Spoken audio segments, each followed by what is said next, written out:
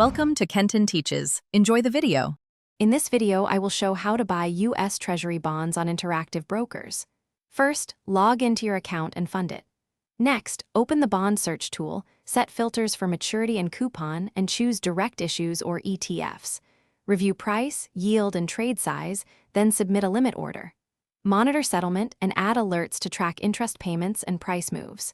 Ask questions below and I'll help with steps.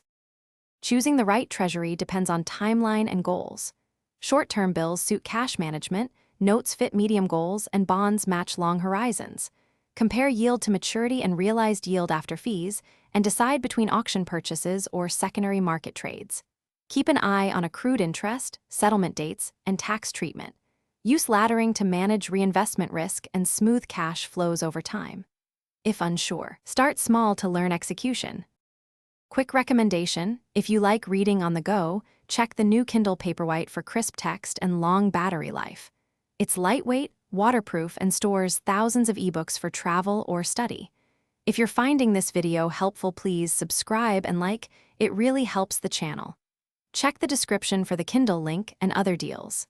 Thanks for supporting the channel. Now let's get back to the video.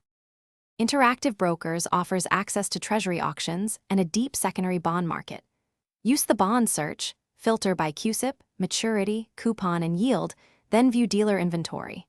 Choose order types like limit or market and confirm minimum trade sizes and commission estimates. Watch for platform settlement settings and margin requirements if using leverage. Keep trade confirmations and monitor your portfolio's duration and credit exposure. Contact IB support for platform questions. Thanks for watching. Please subscribe if this video was helpful.